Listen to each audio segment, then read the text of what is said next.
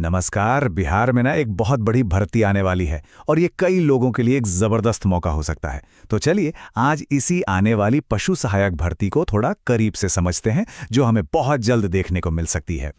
Screen पर जो ये नंबर दिख रहा है ना, 8053, ये सिर्फ कोई आंकड़ा नहीं है।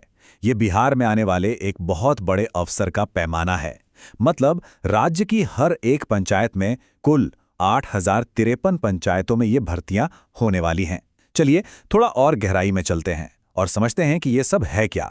तो आज की पूरी चर्चा इन 5 पॉइंट्स के इर्द गिर्द घूमेगी।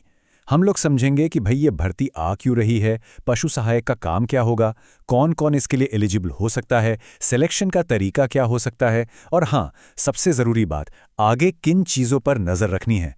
एक बात साफ कर दें, ये एक एनालिसिस है, कोई एप्लीकेशन गाइड नहीं, क्योंकि ऑफिशियल नोटिफिकेशन तो अभी आना बाकी है।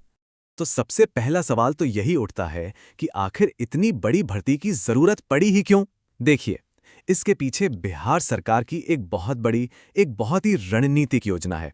यहाँ जो सबसे दिलचस्प बात है वो है बिहार का टारगेट। अभी तक क्या था कि बिहार का जो डेयरी नेटवर्क है वो ज्यादातर पूर्वी भारत और झारखंड तक ही फैला हुआ है, लेकिन अब जो लक्ष्य है वो है इसे पूर्वी उत्तर प्रदेश और दिल्ली जैसे बड़े बाजारों तक ले जाना। और जाहिर है, इस लक्ष्य को पूरा करने के लिए दूध का उत्पादन बहुत ज्यादा बढ़ाना होगा। और देखिए, ये सिर्फ कोई हवाई बात नहीं है, इस पर काम शुरू हो चुका है, ऑफिशियल प्रक्रिया चल रही है। विभाग ने पूरा प्रस्ताव तैयार कर लिया है और बस अब कैबिनेट की मंजूरी का इंतजार है। असल में विभाग के मंत्री और सीआईआई के बीच तो इस पर काम करने के लिए समझौता भी हो चुका है, जो दिखाता है कि ये योजना कितनी सीरियस है। तो इस बड़े डेयरी सपने को हकीकत में बदलने के लिए एक बिल्कुल नई भूमिका बनाई गई है।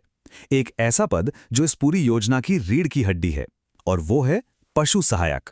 पशु सहायक, जैसा कि नाम से ही पता चल रहा है, हर पंचायत के लेवल पर काम करेंगे। इनका मुख्य काम होगा पशुओं की नस्ल को बेहतर बनाना और दूध का उत्पादन बढ़ाने में मदद करना, जिसका सीधा सीधा फायदा वहां के लोकल पशुपालकों को मिलेगा। तो मोटे तौर पर पशु सहायक की 3 मुख्य जिम्मेदारियां होंगी। पहला, बेहतर टेक्नोलॉजी से पशुओं की नस्ल सुधारना।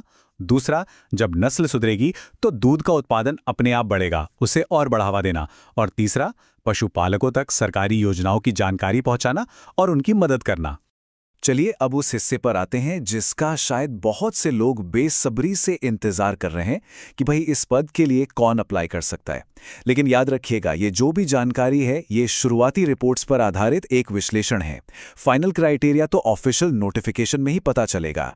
अच्छा, तो जहां तक पढ़ाई लिखाई की बात है, तो जो खबरें आ रही हैं उनके हिसाब से कम 10+2 मतलब इंटरमीडिएट तो होना ही चाहिए। लेकिन हाँ, इसमें एक ट्विस्ट हो सकता है। जिन्होंने 10+2 बायोलॉजी या एग्रीकल्चर से किया है उनको शायद ज़्यादा तरजीह दी जाए। और सोचिए, अगर किसी के पास एनिमल हस्बेंड्री या वेटनरी साइंस में डिप्लोमा है तो भाई उनको तो एक स्पेशल एडवांटेज मिल ही सकता है।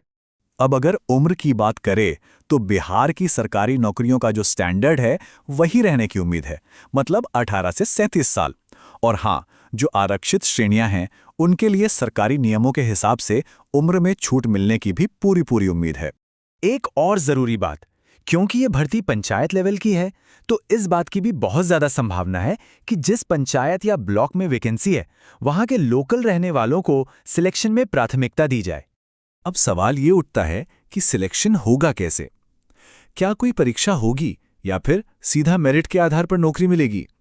देखिए, अभी 2 रास्ते दिख रहे हैं और असली फैसला तो नोटिफिकेशन आने पर ही होगा।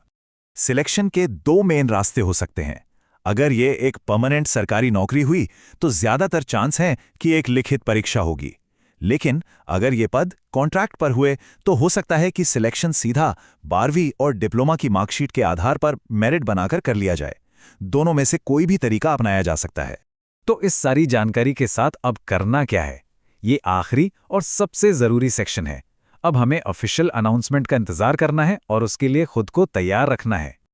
जब भी ऑफिशियल नोटिफिकेशन आए तो इन बातों पर खास ध्यान देना है।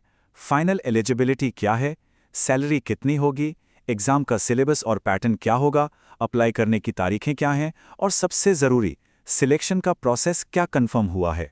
तो इस पूरी बातचीत का सबसे ज़रूरी पॉइंट क्या है? वो ये है कि ये मौका तैयारी करने का है, अभी अप्लाई करने का नहीं। मतलब अभी से अपने सारे डॉक्यूमेंट्स वगैरह रेडी रखने हैं और ये चेक कर लेना है कि जो भी संभावित योग्यता है वो पूरी हो रही है या नहीं। तो हम इस पूरी चर्चा को इसी सवाल के साथ खत्म करते हैं। जब ये बड़ा मौका ऑफिशियल तौर पर दरवाजे पर दस्तक देगा, तो क्या इसका फायदा उठाने के लिए पूरी तरह से तैयारी हो चुकी होगी? जानकारी रखिए और तैयार रहिए। धन्यवाद।